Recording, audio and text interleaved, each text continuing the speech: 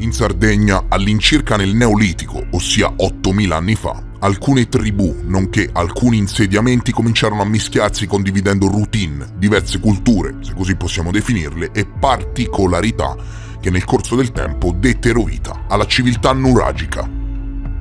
La civiltà nuragica è nata e si è sviluppata esclusivamente in Sardegna e visse in un tempo compreso fra il 1800 a.C. fino ad arrivare al secondo secolo d.C. La civiltà nuragica deve il suo nome ai nuraghi, ossia a imponenti costruzioni megalitiche che, lo saprete, sono tutt'oggi sparse per tutta la Sardegna e su cui si discute minimo da 500 anni. Ciò che sappiamo è che il declino della civiltà nuragica è storicamente da attribuire ad alcuni scontri avvenuti prima con i cartaginesi e poi con i romani. Questa civiltà controversa, molto controversa, ebbe molti scambi culturali e commerciali al tempo con le maggiori civiltà che abitavano il Mediterraneo. E ciò che ci arriva in modo diretto da questa civiltà è completamente, in modo intrinseco, avvolto dal mistero. Pensate che già al tempo degli storici greci, cartografi e geografi entrarono in contatto e studiarono la civiltà nuragica, descrivendo la Sardegna come una terra felice e libera, dove sorgeva una civiltà ricca e raffinata. E se i greci definivano così una civiltà, c'è da porsi davvero delle domande in merito. Nei loro resoconti i greci parlarono di edifici favolosi che ribattezzarono Daidaleia, dal nome del loro leggendario architetto Dedalo. Infatti dovete sapere che secondo una leggenda fu lui a concepire il famoso labirinto del Re Minosse a Creta prima di sbarcare in Sicilia e trasferirsi successivamente in Sardegna, accompagnato da un gruppo di coloni. Aristotele scrisse testuali parole. Si dice che nell'isola di Sardegna si trovano edifici modellati secondo l'antica tradizione ellenica e molti altri splendidi edifici e delle costruzioni con volta a cupola con uno straordinario rapporto delle proporzioni. E infatti anche Aristotele nel 350 a.C. circa si domandò: ma perché questi hanno eretto robe talmente grandi e larghe e spropositate? E infatti quando si parla di Sardegna e di giganti non c'è da lasciare nulla al caso. Sappiamo tutti molto bene che tra leggende e misticismo antico ritroviamo storie di giganti dai capelli rossi perfettamente in linea con le leggende degli indiani d'America Paiute, che parlavano di giganti Siteca, praticamente identici a quelli descritti nelle leggende della Sardegna. Un'isola avvolta da un alone di mistero che proviene direttamente dallo spirito delle civiltà che l'abitarono, civiltà di cui vi parlerò oggi. La civiltà nuragica, una delle più affascinanti e misteriose civiltà preistoriche del Mediterraneo, fiorì in Sardegna durante l'età del bronzo e del ferro tra il 1800 e il 300 a.C. Tuttavia, nonostante gli intensi studi e le ricerche, molti aspetti della civiltà nuragica rimangono avvolti dal mistero, principalmente a causa della mancanza di fonti scritte che rendono difficile la comprensione completa del loro modo di vivere, delle loro credenze religiose e della loro organizzazione sociale. La civiltà nuragica si sviluppò in Sardegna e parliamo di un'area geograficamente isolata nel centro del Mediterraneo. Proprio per questo motivo le origini di questa civiltà sono ancora oggetto di dibattito fra gli studiosi, con teorie che vanno da un'evoluzione locale indipendente a influenze migratorie esterne. La costruzione dei primi nuraghi iniziò intorno al 1800 a.C., ma è tra il 1600 e il 1300 a.C. che si assiste ad una vera e propria esplosione nella loro edificazione, segno proprio di un significativo sviluppo sociale e tecnologico. Strutture megalitiche, molto simili ad altre che ritroviamo a Malta, in Sud America e in molte altre parti del mondo. Se questo video ti sta piacendo, se vuoi che mi concentri anche su questa tipologia di video, ti chiedo cortesemente di lasciare un like al video così da farmelo capire. A voi non costa niente lasciare un like e per me che creo contenuti tutta la settimana è di fondamentale importanza e soprattutto, se sei sardo, commenta adesso. I nuraghi, da cui la civiltà prende il nome, sono torri coniche costruite in pietra senza l'uso di malta. Esistono, pensate, più di 7000 di queste strutture sparse per l'isola, che variavano in complessità da singole torri a complessi fortificati con più torri collegate da mura. Il loro scopo esatto rimane un tema molto dibattuto. Voglio dire, sebbene comunemente considerati come strutture difensive, alcuni studiosi suggeriscono che potrebbero aver avuto anche funzioni religiose, sociali o astronomiche. Che cos'è l'archeoastronomia? L'archeoastronomia, signori cari, non è altro che lo studio archeologico delle nozioni astronomiche tramandate dai popoli antichi. Qual è il punto? L'archeoastronomia della civiltà nuragica apre una finestra intrigante sulle conoscenze e sulle pratiche astronomiche di questo antico popolo della Sardegna. Nonostante la mancanza di documenti scritti che lasciano ancora molti aspetti della loro cultura avvolti nel mistero, le evidenze archeologiche suggeriscono che i nuragici possedevano avanzate conoscenze astronomiche, riflettendo un profondo interesse per il cielo, i corpi celesti e i loro cicli. Uno degli aspetti più affascinanti dell'archeoastronomia nuragica è l'orientamento di alcuni nuraghi e complessi megalitici. Alcuni studi hanno mostrato che molti di questi monumenti in pietra sono orientati secondo specifici allineamenti astronomici, come i solstizi e gli equinozi, suggerendo che la costruzione di tali strutture teneva conto di importanti eventi celesti. Questo orientamento potrebbe aver avuto scopi pratici, religiosi o cerimoniali, come la marcatura del cambio delle stagioni, che era cruciale per l'agricoltura e per il calendario cerimoniale. Queste antiche conoscenze, tenendo di conto il fatto che parliamo di millenni prima di Cristo, millenni, è a dir poco sensazionale. Un altro elemento significativo sono i pozzi sacri.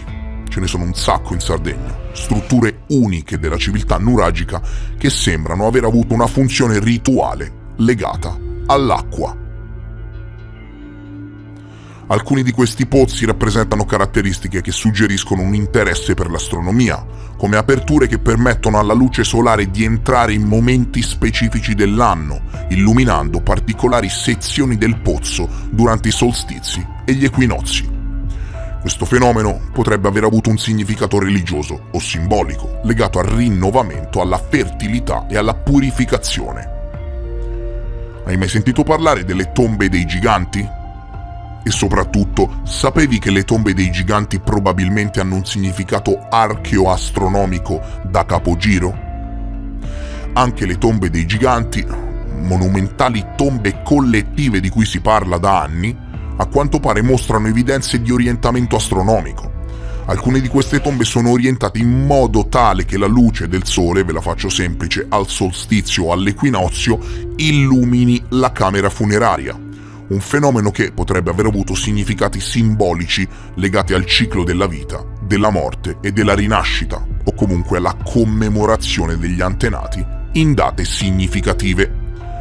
Queste conoscenze perdute, questo modo di costruire in correlazione a significati esoterici e astronomici, mi ha sempre fatto vibrare il cervello, e i significati culturali riflettono un legame profondo tra la civiltà nuragica e il cielo, evidenziando l'importanza dell'astronomia nelle loro pratiche religiose, nella pianificazione architettonica e nella vita quotidiana. L'attenzione ai cicli celesti, signori, suggerisce anche che queste antiche civiltà della Sardegna avevano sviluppato un calendario basato su osservazioni astronomiche per regolare attività agricole, rituali e sociali. Ovviamente, cari amici, l'interpretazione dell'archeoastronomia nuragica rimane ovviamente complessa e a volte è frustrante, no? Senza fonti scritte è molto difficile determinare con precisione l'intento e soprattutto il significato di questi allineamenti astronomici, e gli studiosi devono fare affidamento principalmente sull'analisi dei siti archeologici e sul confronto con pratiche simili in altre culture antiche. In conclusione, per farvela semplice, l'archeoastronomia offre una prospettiva affascinante sulla civiltà nuragica, suggerendo che questo antico popolo aveva non solo avanzatissime conoscenze tecniche e architettoniche, ma anche una sofisticata comprensione del cielo e dei suoi cicli, che influenzava profondamente la loro cultura e società.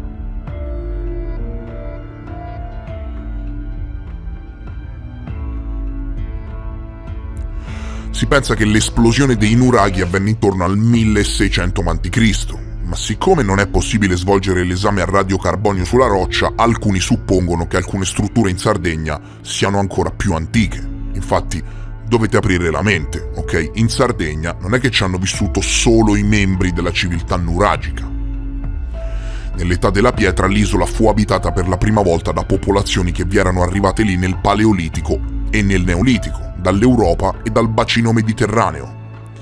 Gli insediamenti più antichi sono stati rinvenuti sia nella Sardegna centrale che settentrionale. Diverse culture successive si svilupparono sull'isola, come la cultura di Ozieri, che pensate è stata datata al 3200 a.C. circa. E l'unica cosa che sappiamo, cari signori, è che queste antichissime popolazioni, se vogliamo anche totalmente isolate dal resto del mondo, erano più avanti rispetto a qualsiasi altra cultura preistorica dell'epoca. Pensate, signori, che nel 2014 la Sardegna del primo periodo calcolitico è stata identificata ufficialmente a livello mondiale come uno dei primi centri di estrazione dell'argento al mondo, capito? Al mondo. E parliamo del 4000 a.C. circa. Resti di questo periodo includono centinaia di menhir, chiamati perdas fittas, e i dolmen, più di 2400 tombe ipogee chiamate tombe dei giganti, le statue menhir rappresentanti guerrieri o figure femminili, e la piramide a gradoni di Monte d'Accoddi vicino Sassari, che mostra alcune somiglianze con il complesso monumentale di Los Millares in Spagna, per non parlare dei talaioti delle isole Baleari. Ci sono molte somiglianze. Secondo alcuni studiosi, la somiglianza tra queste strutture e quelle rinvenute addirittura in Mesopotamia dai Sumeri sono dovute agli influssi culturali provenienti dal Mediterraneo orientale. Ma la verità è che nessuno riesce a spiegare con certezza la somiglianza fra le antiche strutture megalitiche che ritroviamo ovunque, praticamente identiche, in giro per il mondo. La società nuragica era probabilmente organizzata in comunità tribali, guidate da capi o sacerdoti. Esistevano dei clan. Nonostante la mancanza di testimonianze scritte, le scoperte archeologiche indicano inoltre che fossero abili artigiani, metallurgisti e navigatori esperti. Insomma, questi antichi sardi, signori, fidatevi che non si sa come, non si sa perché, ma non si facevano mancare proprio niente. La lavorazione del bronzo in particolare raggiunse livelli molto elevati di maestria, e parliamo di migliaia di anni prima di Cristo. Tutto ciò è dimostrato da numerosi ritrovamenti di armi, utensili e statuette votive, e a parer mio queste antichissime culture preistoriche che abitarono la Sardegna ci consigliano ancora una trasmissione culturale di una civiltà molto più evoluta di quanto possiamo immaginare, che iniziò le altre trasmettendo i concetti fondamentali per sviluppare una civiltà. Gli aspetti religiosi e cerimoniali della civiltà nuragica sono ancora poco chiari. Tuttavia, la presenza di pozzi sacri, tombe e altri edifici con chiare funzioni rituali suggerisce una ricca vita spirituale. Questi siti, cari amici, spesso costruiti con un'impressionante precisione architettonica, erano probabilmente centri per il culto delle acque, degli antenati e delle divinità naturali, anche se, ripeto, non ci sono prove a sostegno di queste supposizioni. Ed è proprio questa mancanza di dettagli veramente impressionante che rende la civiltà nuragica un intrigante soggetto di ricerca archeologica che continua a sfidare la nostra comprensione delle antiche civiltà del Mediterraneo. Pensate che le uniche testimonianze scritte di queste antichissime civiltà preistoriche in Sardegna provengono dalla letteratura classica dei Greci e dei Romani, e possono essere considerate più mitiche che storiche, e quindi, riassumendo, sappiamo davvero poco o niente. Sappiamo che erano feroci guerrieri e che nella tarda epoca nuragica addirittura i Romani reclutarono alcuni guerrieri dai clan della Sardegna antica per unirsi in guerra. Nel corso del tempo sono state ritrovate costruzioni che vennero ribattezzate proto-nuraghe, costruiti, pensate, a partire dal 2000 a.C. sull'isola, nel periodo di transizione fra la cultura bonnanaro e quella nuragica. E parliamo di strutture megalitiche diffuse in ogni dove, più rozze e poco conosciute fino a qualche anno fa. Sono stati infatti al centro di studi e controversie fra gli studiosi che hanno iniziato a considerarli fondamentali per comprendere la nascita della cultura nuragica. Anche in questo caso vengono datati per deduzioni storiche e non secondo metodi infallibili, ok? E come abbiamo imparato, ogni volta che si approfondiscono le antiche culture del passato si tende sempre a retrodatare la storia umana. Dunque, quanto sono antiche le misteriose strutture in Sardegna? Facciamo un focus storico, ok? La Sardegna è stata abitata fin dalla preistoria, con prove che risalgono al Paleolitico inferiore circa 20.000 anni fa, quando gruppi di cacciatori-raccoglitori vi si stabilirono. Questi primi abitanti lasciarono dietro di sé strumenti in pietra e altri manufatti che testimoniano la loro presenza sull'isola, e mi chiedo, umilmente, se con Göbekli Tepe in Turchia, che risale al 10.000 a.C. circa, abbiamo avuto la prova storica certa che i cacciatori-raccoglitori costruivano dei veri e propri templi, non è forse possibile che anche determinate costruzioni proto-nuragiche andrebbero retrodatate? Sapete la storia convenzionale che cosa ci dice riguardo alla storia della Sardegna? Ci dice che nel Neolitico, intorno al 6000 a.C., l'isola vide l'arrivo di nuove popolazioni provenienti da, non te lo dicono, probabilmente dalle coste del Mediterraneo, e questi nuovi arrivati introdussero così l'agricoltura e l'allevamento, segnando l'inizio di una trasformazione sostanziale del modo di vivere sull'isola. Così, dal nulla, non si sa chi, non si sa quando, non si sa da dove, la storia convenzionale ci dice che qualcuno arrivò sull'isola e iniziò le popolazioni locali all'agricoltura. Ecco, dai, chi erano queste persone? Parliamo del 6000 a.C., 8000 e passa anni fa. Le conoscenze agricole non erano poi così diffuse, ok? Chi ha iniziato l'antica civiltà proto-nuragica? Parliamo di una terra davvero, davvero misteriosa e fitta di storia talmente antica che si perde nella scrittura, che neanche esisteva. Mentre i Sumeri nel 4000 a.C. costruivano le ziggurat, le civiltà proto-nuragiche costruivano piramidi a gradoni come quella di Monte Daccoddi, con l'unica differenza che rispetto ai Sumeri di queste antiche civiltà ne sappiamo poco o niente.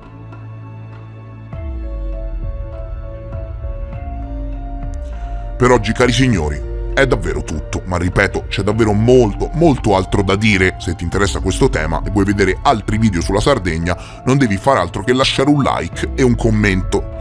Te lo spiego, no, il tuo like e il tuo commento migliorano il posizionamento del video fra i consigli di YouTube e di conseguenza sarò più propenso a realizzare altri episodi incentrati sui misteri di questa fantastica isola.